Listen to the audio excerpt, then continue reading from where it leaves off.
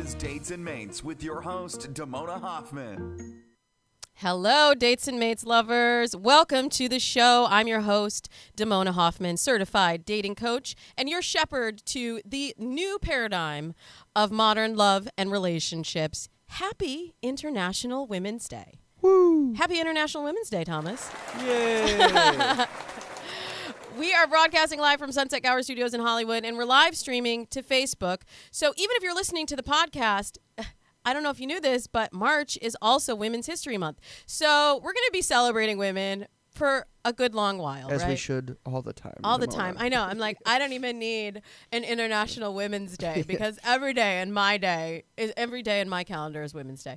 But we are going to examine the impact of feminism on dating today because I've been talking about this for a while, but I can't do this alone, of course. We're going to have behavioral scientist Clarissa Silva joining in a little bit to add some data to the discussion and let you know how the liberation of women today is really impacting love and relationships, how the Me2 movement is impacting men when in the dating world, right?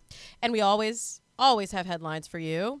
We have combed through scores and scores. What was it? Gone spelunking, right? We've gone spelunking through the world of dating and relationships, and we'll talk to you about why less is more in dating. We have the details on a celebrity provocateur.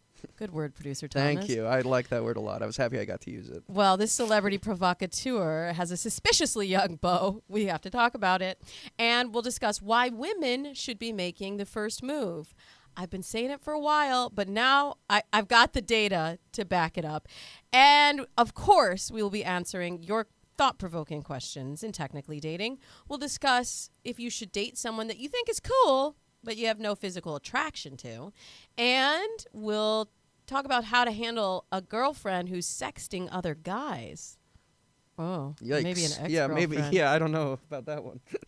All right. Well, first, let me introduce my wonderful guest to you. Clarissa Silva is a behavioral scientist, a researcher, and relationship coach with over 17 years of experience in mental health, behavioral science, and public health. She's the creator of the Your Happiness hypothesis method.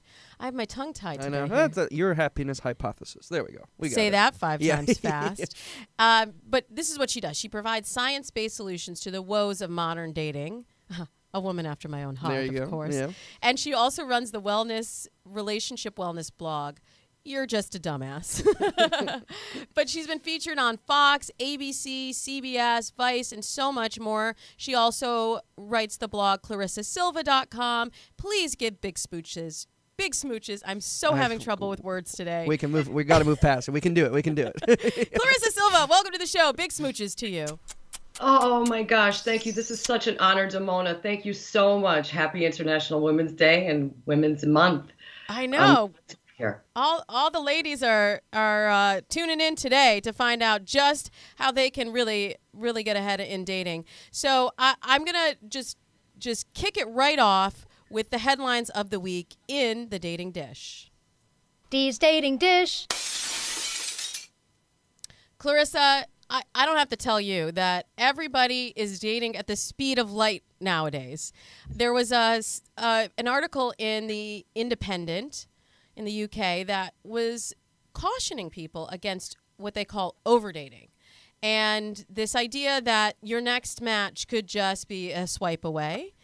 They say that anything over 2 dates a week is considered overdating. And I know you love the data, so they got into the data on this. They talked to this mathematician, Hannah Fry, who says you should reject the first 37% of people you date. So a little more than a third of the people that you date in order to find the one. I don't know how you can really tell, like, how do you know what the length of your dating life cycle of dating is going to be so that you could cut it off. But in your work, what are you seeing? Are you seeing the impact of online dating and dating apps changing the way people are dating? And what information do you have about the frequency of dates and how that impacts people's satisfaction with the dating process? Yeah, thank you so much, Damona. I thought it was a very interesting article. What I what I see happening now is that dating apps are creating a paradox effect. And I call it the dating paradox. So what's really happening is it's giving off the illusion of many choices while making it hard to find viable options, right? So apps have become the new bar. But sometimes we unknowingly walk into a frat party, a drunk feast, a 2 a.m. stragglers, or a concubine expecting to find decent people, right? So what you're saying there is that basically what was happening out IRL maybe a decade ago, just meeting people in the bar, it's just the same thing, only it's happening through a different medium? Exactly. But you know what the difficulty is that the end result is not making you pickier. It's making you choose based on lower expectations and lower standards. Okay, So go it's on. it's creating the opposite effect. Yeah. Do you think that people are believing that there's going to be someone else, and so they're not maybe it's a combination of lowering standards and also thinking that, well, if this person's not good enough, there's going to be somebody else, and then you swipe and suddenly you're finding yourself 47 and single, and you've swiped yourself out of the life that you wanted. Right. And see, that's the other issue that's happening, right? We're treating people like we do our social media streams. It's the shiniest object is what we stop at. And then we move on to the next shiny object. So we are a immediate gratification culture, but our needs are being met with scan, swipe, and dismiss. And in truth, are you really looking for a person with the best camera skills and filtering and Photoshop skills? Yes. Or are you looking for someone that can want you co-create your life, right? Yes, the latter, of course. Right. But what about chemistry? People are always saying to me, well, I went on this date and I just didn't feel chemistry. I personally have what I call the 3-date rule. I say, you don't need to know if you want to marry this person. You don't need to know if you have amazing chemistry with them. All you need to know by the first 2 dates is that you're interested in spending more time and curious about getting to know them. Then I say if by the 3rd date some physical chemistry hasn't developed, then it's probably not the person for you. This article says 3 to 4 dates is a good marker for an assessment of chemistry. What's your feeling, and what are you seeing in your research? Is it 3? Should people give it 3 to 4 dates, or should there be some chemistry up front? Well, see, that's the other problem that's happening. And it's why, like Hannah Fry and Stemmers, like we talk about the 30 to 40% rejection approach, right? Because although we're really looking at what chemistry and compatibility is ideal for us, but in reality, when we're going through online dating and IRL dating, we're basing our criteria on our own anxiety about being alone. And that's driving the interest on who you're going to pick, right? So you couple that with the rates of rejection that women are facing, and it quickly falls into this online dating fatigue, right? Because now you're not even measuring chemistry. You're just measuring slice. Okay, do you fit? Do you fit? Do you not fit? They're just looking for fit, not necessarily applying a lot of data into that decision about who fits. Okay, well, I want to get your take on this next story, because with all of the data, I love a good study, right, Producer Thomas? Indeed. BravoTV.com had an article about women making the first move. And what they're saying is that it's leading to more love.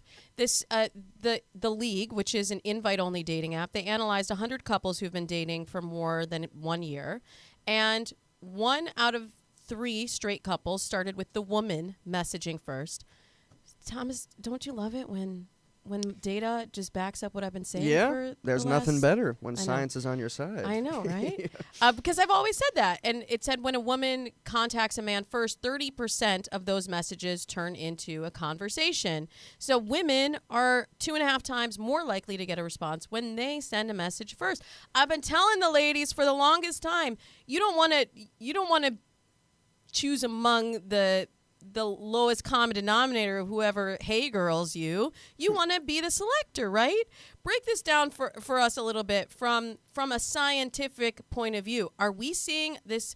Is there a cultural shift that's happening as women are becoming more empowered in dating? Okay, let's remove the online dating app out of the equation. Just like you said, Damona, okay, what would happen if women were to approach men in public? What's her rate of rejection? 0, 1%. It depends on if she's DTF or not, right? Okay, well, all right. Right. So I think a female empowering app that is female-led is going to produce the same results. So the irony of dating apps is that it's the first time women are experiencing the rates of rejection like men do, but women aren't prepared for that level of rejection is the thing. And they weren't exposed to that, right? Mm-hmm. So we're optimal, right? Okay, we're getting dates, but how are we equipping women to screen better, right? I joke around saying that men keep a stat card in their head like they do with sports on their dating track record, right? Right. And women, you make such a great point. And we actually have not talked about that on the show. And that's something that I encounter a lot with my one-on-one clients. When I encourage them to send messages, then they send 5 messages and then they come back to me and they're like, well, none of them wrote back, or one of them that I really wanted didn't respond. And now I just feel really disappointed and discouraged with the whole dating thing. And I'm like, that your expectations really need to be managed as far as what kind of response rate you can expect to receive. Right? Correct. Right. So this article is saying, I guess about 30%. My clients get more like 60%. But you just have to remember, you have no idea what that other person is dealing with. Like, they might have their little checklist in their head. They might have just started a conversation, a relationship with someone else. But women, let's be empowered. We can't get so caught up on the rejections. Why don't we just focus on the ones that respond to you, right? Right. Well, look at men, simple. Right? My joke with they keep a sports stats card in their head against their dating track record, right? So they do something like this. Okay, I struck out 20 times with this method, so then I'm going to try this and see if that works. And then they keep repeating that same approach with what works, right? Because they know they have their own data sheet in their minds of what's been effective. So I think if we kind of shifted the conversation into giving women that kind of methodology so it can act as a protective barrier against the rejection and help her isolate down on what truly is compatible for me. That's right? Exactly right. And when I first launched my business, I called myself a dating strategist. And I actually changed it because everybody was like, well, what the heck does that mean? But it means exactly what you just said. Yeah. I look at the stats. I look at, well, how many views are you getting, and how many people that view your profile are then sending you a message, and then when you send out messages, how many of those are coming back, and really keep it like tracking and seeing what works and then doubling down on what does. You know, there's a single celebrity who's doubling down on her dating drama. Indeed. It's been a little while, Producer Thomas. Well, since we talked about her. I know, but she was just in the news a few weeks ago because a sex tape leaked, right? Oh, really? Yeah. I so see. that's, okay, yeah. Well, I'm not up to date on the sex tape library, but Blac Chyna confirmed that she's dating someone much younger. And by much younger, I mean much, much younger. Blac Chyna's 28, y'all, and she has just confirmed that she's dating 18-year-old rapper YBN Almighty J. Indeed. Mm-hmm. They were seen getting into a Ferrari, probably her Ferrari. Because he's just 18. He just got his license a second ago, right? Yeah. Here's a picture of them on the Facebook live stream. I mean, I see in the picture they definitely look quite a bit. There's an age difference. There's a visible age difference. Big age gap. He's barely legal, I think. He's recently 18, so. And he can't even drink or do any of those things that she enjoys doing. No clubs, no nothing. Now, she's been running through the guys, Clarissa. She's been running through them. Before Rob, after Rob. Yeah. Yeah. She's accumulated quite a scorecard, I believe. So let's look at her stats and Yeah. let's say, what are the chances that she's gonna actually be able to stick it out with YBN? Okay, well, I gotta be hopeful on this because, there is no research on any specific age range to determine what's going to be effective, what's not going to be effective. So going up 10 years, going down 10 years, we don't have any of that data. But these are the things that I really am thinking that maybe she has in her mind, right? Because their lifestyle compatibility has two different spectrums, right? She's financially secure. She's establishing her career. Where is he at, right? I guess he's in a similar place. Well, he's rapping. He and other members of the YBN collective are kind of a new wave of SoundCloud rappers, but there's not really real money in that because it's so oversaturated. So I think that that's going to become an issue. Is his level of success. This can only be good for him. Oh, I'm This sure he's having a publicity great time. Is really Yeah, going to be. Yeah, his song stats are streaming going to his boost. beats. Yeah. Yeah. Yeah. So okay, let's say that maybe they're on the upswing. I mean, she was a stripper like 5 years ago. Like honestly, about 5 or 6 years ago. I forget how she got famous. She's like she was a model, right? Exotic dancer. She that kind was of a thing. dancer, like Yeah. 6 or 7 years Uh-huh. ago. Not to knock it, but I'm sure she was not rolling in dough. Right, back then. right. Mhm. Maybe she was. Okay, so let's say they are financially on a similar plane. Then we have to look at the next thing. There's also like having kids. She has 1 kid or 2 kids now? 2. She has 2, She right? and Rob had 2 kids? No, she had another kid before with she had another kid before. Okay. Okay, so 2 she's got kids. 2 kids. Yeah. He is a kid, Yeah. right? Yeah. Still a How's- teenager. how about that? Yeah. How does that work out? My work with celebrities, which you can attest to this more than me, Damona, we tend to evaluate their relationships from there's an abundance and they have so many options why they choose that person. But in reality, their biggest challenge is trying to figure out who's going to exploit them. And they constantly have to just put that person on a chopping block because it looks kind of exploitive. Doesn't their relationship look exploitive? But maybe she's exploiting him for I don't know, sex and health and vitality. It's a thing. It's a thing. Yeah. Well, we wish them the best. I'm gonna keep my money on not working. Yeah, I would. But I'm not too hopeful, to be honest. So apologies to the happy couple. But I kind of want to just see them out now. Yeah. All right. Well, hey, it's International Women's Day, so we're gonna lift up Blac Chyna. We're not There we go. gonna All cut right, her down. Let's not bring her down. Okay. Right.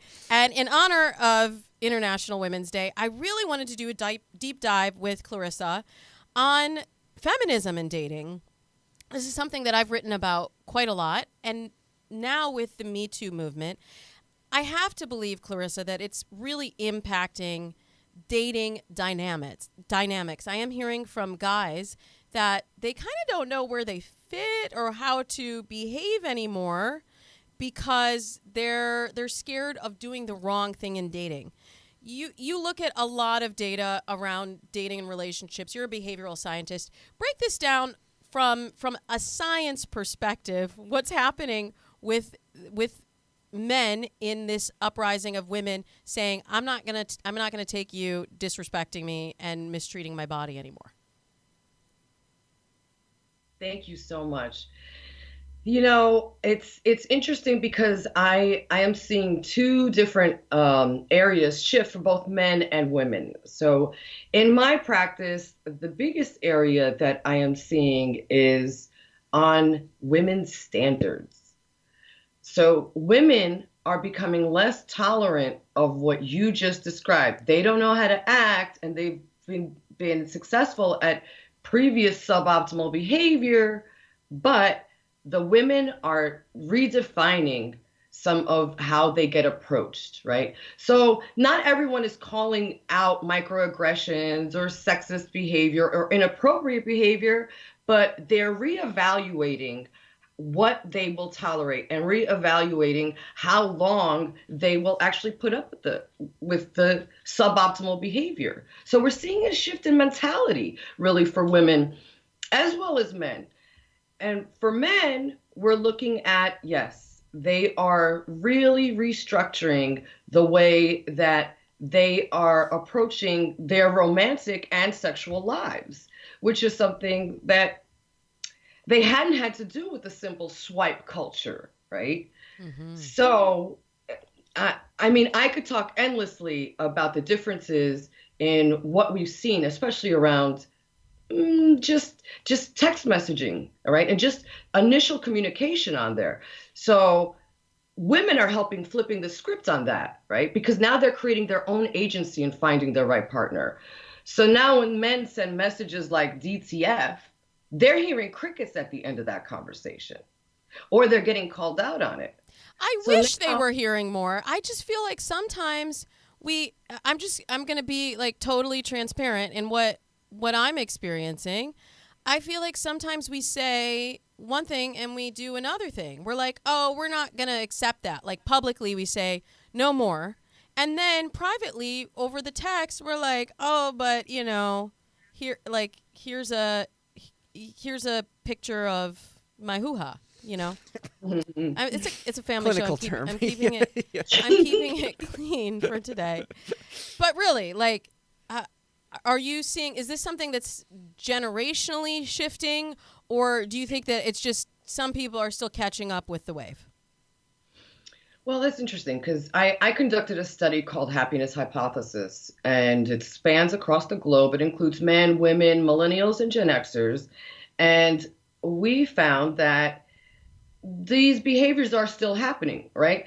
80% of millennials that we asked, have you experienced ghosting, benching, breadcrumbing, all list of everything firsthand, right? And 80% reported that they have experienced it firsthand. So while I tend to think that, there is a good portion of women that are just doing slight shifts, right? They're not very vocal about what they're doing, but they're becoming much more aware, right? In that same study, 50% reported an average of at least 3 months before they reached out to the person they ghosted, right? But that person, while they took up that 3-month hiatus, went on 8 dates. So you're saying that's the women that are saying, I'm not going to deal with you anymore. They're moving on. Right. Right. Okay. Well, right. I guess the behavior maybe is finally catching up, and women are really taking control of their own dating lives. You've actually mentioned to me before that you feel like men are maybe approaching a phase of second adolescence, and usually this term is used in reference to like postmenopausal women or gay men who've recently come out. Can you explain what this second adolescence is and how that is affecting the dating scene? So, what I find in practice is the most common thing that men say drives their behavior or their poor or bad behavior is they tell me that masculinity is blurred and that they don't have the proper role models, right? So I started paying attention more to what that really meant in the impact of males' lives. And yes, I found that it is resembling a second adolescence, right? So what that means is like they're rediscovering themselves and rewriting the rules of their masculinity in a way? Well, it means that they've gone through puberty biologically, but they haven't fully gone through it emotionally or developmentally. So they're big babies. Right. Not producer Thomas, of course, but other I'm a guys. mature and esteemed gentleman, but Of course Yeah. you are. Of course you are. But this is interesting because, like, my husband was saying, he was reading an article about raising boys in today's society and, you know, post Me Too, and that for him even there's a confusion as to how to teach a boy to be a man without passing on these behaviors. Not that my husband was doing those behaviors, but he definitely wasn't. He's like the biggest feminist around. But culturally and societally, how we can teach this next generation how to have more respect for women and how to view it as a level playing field and, you know, really rewrite our definition of masculinity for the next generation. How do we do that? Absolutely. So I see this as restoring. I see the Me Too movement as restoring the idea of relationships and dating. I mean, previously we were omitting the word dating from all things.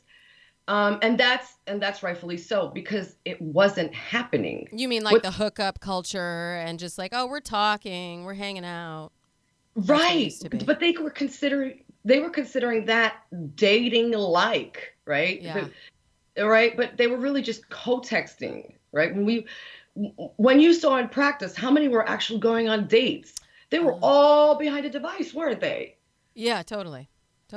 So now we're putting the device down and we're actually dating again? We are not putting the device down so much because we still have to repair some of the impact that device has done. Because, look, that device has made so many things normative, right? DTF is a conversation. That's normative. You know, sending nude pics, normative. That's a conversation.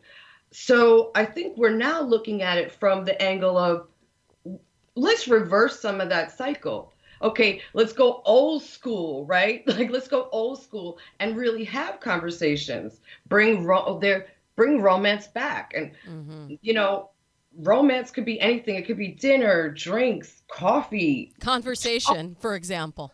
Face-to-face conversation. I know. Producer Thomas just passed out. Yeah. No. Clutching my pearls at the thought of it. But you're totally right. And I am hearing this from women, that there's this craving for a resurgence of romance and a return to, quote, dating life. So if we have Me Too to thank for it, great. If we have this new wave of feminism, again, the next new wave of feminism to thank for it, great. Clarissa, I'd love for you to stick around and answer some questions from our listeners in Technically Dating in just a minute. Can you hang with us? Absolutely. Thank you. I would love that. Okay, good. So we're going to take a short break, but when we come back, Clarissa will be here to answer your questions in just a moment. You're listening to Dates and Mates. I'm your host, Damona Hoffman, and we'll be right back.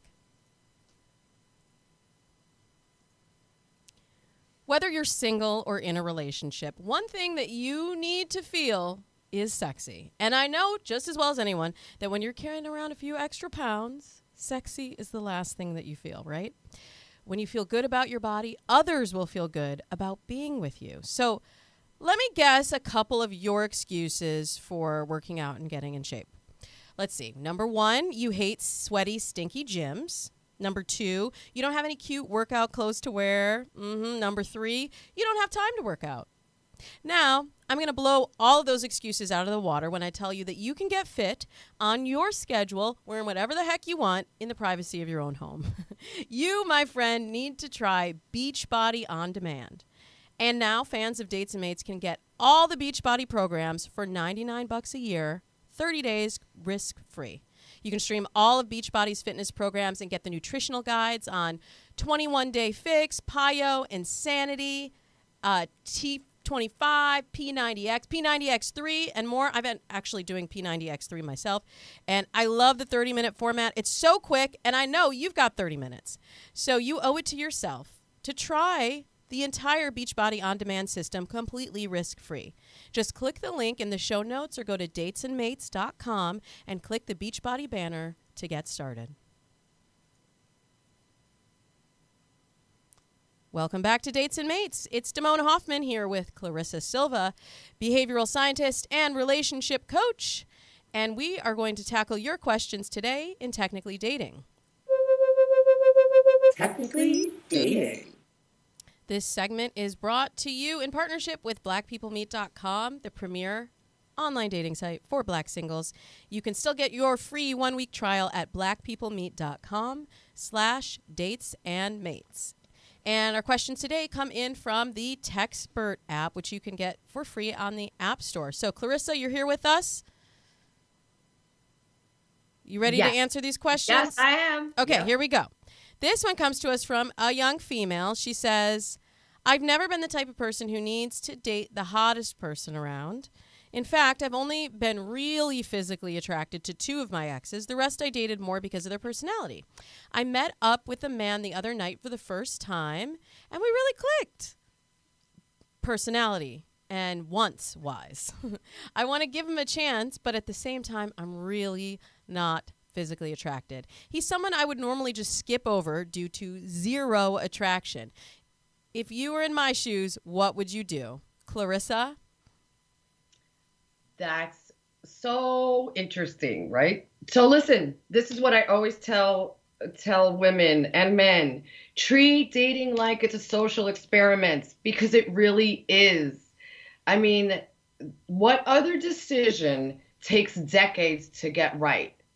So if you started looking at dating as though you were collecting data on what you want and don't want, and you test out the combinations and qualities to figure out what better complements you, that can help minimize the gap on your expectations. Because the hardest part about finding the right ideal type is getting to understand what you want versus what you need. Sometimes physical characteristics don't rank higher than compatibility on lifestyle. I agree with you on that, but she said like 2 or 3 times, zero physical attraction. And I believe, especially for women, I think if a man is not physically attracted in some way from the beginning, I think that's very hard to turn around. But for women, I do see that attraction can develop. But you can't be starting at 0, right? No, but just like you said, for women, it can evolve. Like physical attraction is not our number one, right? That's number one for some men. But I feel like she's given him a shot for some reason, because she could overlook that physical attraction, and maybe it can evolve to that. So your advice would be give him another date and see if you feel something then? Give him 3 to 4 dates? How many dates should she invest in this guy? 2. 2 is all you need. Okay, 2. All right, girl. It was definitive. I like that. I know. I say 3, but okay. I'll go with 2 to 3. But I don't know. I feel like there has to be some sort of curiosity, some sort of intrigue. If she keeps saying, like, I am just so not physically attracted to this guy, like, if you can't picture yourself at least, like, give him a little peck on the cheek. Yeah. Ooh, I don't think that's going to work out. But let's stay positive. It's International Women's Day. There we go. Okay, this is a question from a guy. He says, I've been with my girlfriend for nearly 3 years, and I just found out that she's been texting and sending nudes to another bloke for the past week. He's clearly from across the pond. And even though she's confessed and asked for a second chance, I just have zero trust in her now. What should I do? Oh, my gosh, Clarissa, this is a tough one. This guy, it's been 3 years he's been with this woman, but I don't know that you can overcome your girlfriend sexting another bloke, right? No, I agree. I don't know why we have become so entrenched in rewarding bad behavior. It's so pervasive now that I created a program just addressing bad partner behavior. You know, I mean, really, is your self-esteem worth staying in a relationship when you know someone is sexting someone else, is that tolerable to you? Is that something that you feel is what you deserve? Like, these are the real questions that we fail to think of because we're going with the flow with what's normative, or you think you have lack of options, or you think, can I do any better than this? I could put up with this. Well, I think there's also the element of investment. I hear this a lot. Well, I've already invested 3 years, and I'm sure in 3 years, if they've been together that long, they've formed some sort of a bond. So he's now in the space of re-evaluating his entire life of the last 3 years and wondering, well, should I throw away everything that we've built because she had this possibly one momentary lapse in judgment? Or is this the kind of behavior like sending nudes? That's not just like texting flirty messages to someone. Like, that is kind of a bold move. Is it something where you don't just come to that point overnight? That's something that maybe he's been building up for her, right? Yeah, and I hear the investment all the time, but my simple thing is, okay, so relationships and finding the right person or your ideal type, again, that is the single hardest decision you make. It takes decades to get right. 3 years versus, I don't know, 10 in a marriage with divorce later, you have to really weigh out which is better. You know, you can tolerate a lot of things. What I tolerate, what you tolerate, Damona, it doesn't mean someone else will. You know, if he can tolerate it and he can make it work, and he doesn't think that those mistrust issues will emerge again as resentment throughout the relationship, all power to him. More power to him. Okay, well, I wish them lots of luck. I hope he can just be very honest about what he's feeling right now and let the chips fall where they may. Like, sometimes we try to control the outcome, and if she's just not that into the relationship, don't throw, what do they say? Don't throw good energy after bad, good money after bad. Yeah. I don't know. I haven't heard that one. Good money after bad, but don't throw good energy after bad either. Okay, this going into the social media space, which you were talking about a little bit in the first segment. This comes to us from a female who's 22. She's from Florida. She said, my ex that I'm still in love with, that has moved on to dating other females, makes fake social media pages to stalk me and also messages me from the fake accounts saying that he loves me. What does this mean, and why is he doing this? This is, I mean, this is like, this is That's next a weird level. one. This is sort of next level social media. A lot to unpack. Yeah. He's like trying to catfish his own ex-girlfriend. Right. But I'm sure it's not that weird to some people listening, because I've never created a fake any kind of account. But I can see how one person might. And he's through that able to say the things that he couldn't say to her face to face. If she's still in love with him and he's in love with her, why doesn't he just say from his real profile, like, hey? Because that would be too transparent and vulnerable, Thomas. I guess. I don't know. It seems like a lot of work to do what he's doing. Okay, if you were coaching this gal, Clarissa, what would you say to her? She says she's still in love with him, but he's dating other females, but sending her these creepy message. I don't know how she knows it's him, but let's just assume, like, yes, it is him. How can she get out of this situation? Okay, so this is so typical, right? This is what I call vanity validation, where you seek more validation through electronic likes and swipes instead of life experiences, right? Why would he be sending messages about how he feels through a disguised platform? But the interesting thing is, Damona, listen, when in my happiness hypothesis study, when people were ghosted or when they had breakups, 90% of them said they were still socially stalking their partners. Yikes. Oh, this, like, social media adds another layer to this. It's because it creates this illusion of having more social engagement, social capital, and popularity, but it masks your own true persona and intent.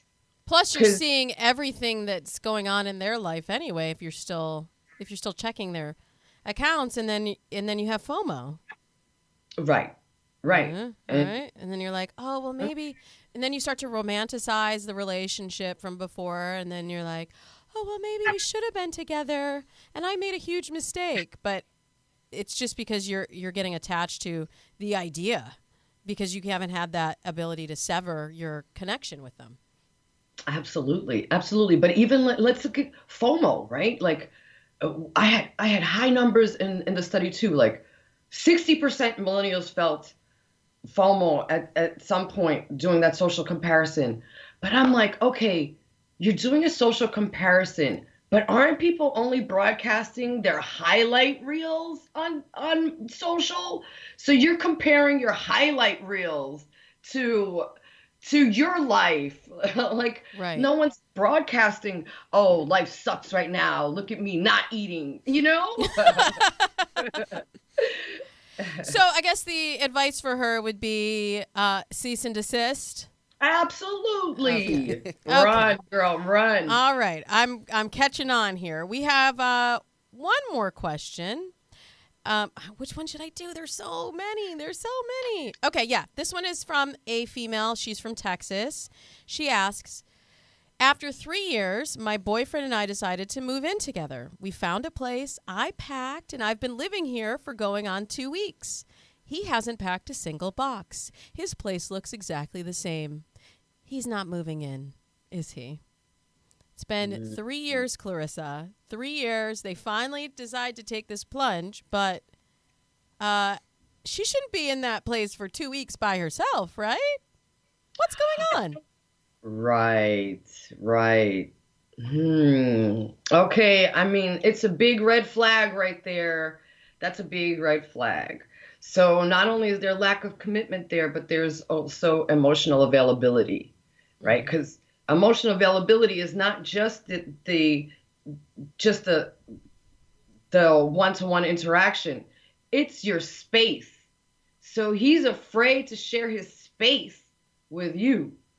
So if his space is out of bounds, perhaps his life is out of bounds. So I would really, really caution that movement and have a real deep discussion about where you really want to be, because he is definitely displaying emotional unavailability and lack of commitment. Totally. I would also wonder how they came to this decision. A lot of times I see people making moves in their relationship based on what they think are standard markers. So I'm assuming, stepping into her shoes for a moment, she's thinking, I've been with this guy 3 years. We should be moving in together. That is the logical next step in the relationship. And I wonder if maybe she pushed him in that direction before he was really ready. And I don't know how old she is. So I don't want to assume that 3 years is the right amount of time for this particular couple to move in together. Maybe it was too soon, or maybe the act of moving in together has brought up different feelings for him, and he's having this realization that he's not ready for it. Absolutely.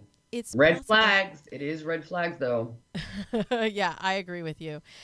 So, Clarissa, you have so much more to offer at ClarissaSilva.com. You have 3 different programs: breakup recovery, dating challenges and bad partner behavior, and finding the right one. And all of those programs, are they all available at ClarissaSilva.com?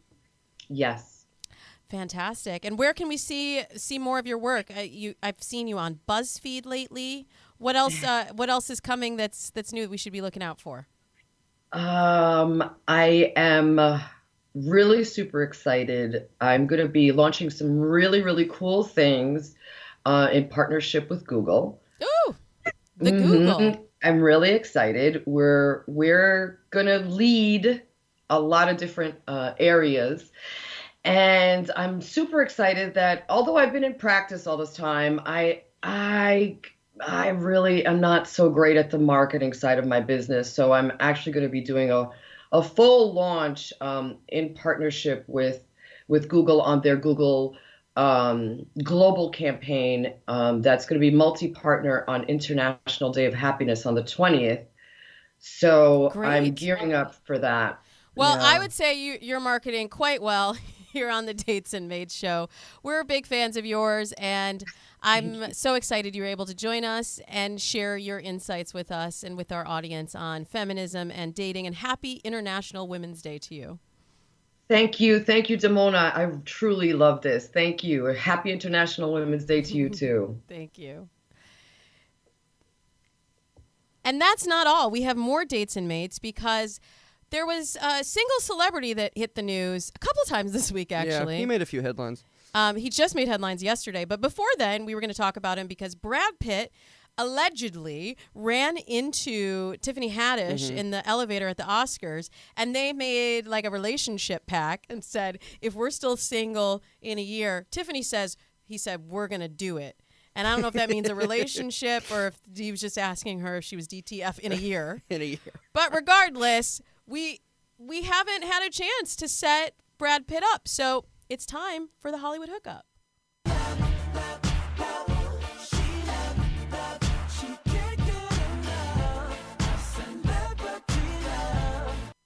I think there is not another celebrity, producer Thomas, who has dated more A-list actresses than Brad Pitt. Oh, right? yeah. Well, he's one of the biggest names in Hollywood. It comes with the turf, I think, at a certain point. Yeah. Like, he can't just be slumming it. Yeah. If we're going to set him up, we have to set him up with somebody legit. Yes. Like, he's dated. Ritzy. Obviously, he's been married to Angelina Jolie, who, in the words of the great Ray Christian, she's a smoke show. A smoke show. But let's not forget Jennifer Aniston, who's also curiously single again. Yeah. And some news broke yesterday that maybe Jen wants Brad to father her child. I don't know how We've been hearing that for years, haven't we? How long is this window of fertility lasting right. for Jen? Well, yeah, I don't know. I mean, at what point is she just like, I'm just going to live my life? Yeah, I mean, Or adopt. I thought, Like, Brad's adopted yeah, a couple he kids. has like 7 kids. He has 6 kids. Okay, Tiffany 6. thought it was 7. Yeah, okay, yeah. But it's only 6, so maybe there's still a shot Still there. a significant amount of children. But let's not forget, he apparently also dated Demi Moore once upon a time, Claire Forlani, Gwyneth Paltrow. Yeah, He's got great taste. Yeah. Thandie Newton. I mean, he's been through it. He has been through it. Christina Applegate. That one I was surprised Way to back find when, too. I think. Christina. I'm scrolling through. They're just like, it's just like a who's who of dating options. So producer Thomas, today I think we should set him up with someone that we think is a really viable option. I believe we should. I'm going to throw Charlize Theron's hat in the ring. Here's why. Interesting. One, even though he's dated a whole range of actresses, he does seem to have a thing for the tall blondes. Yes. He does seem to have a Yeah. thing for the blondes.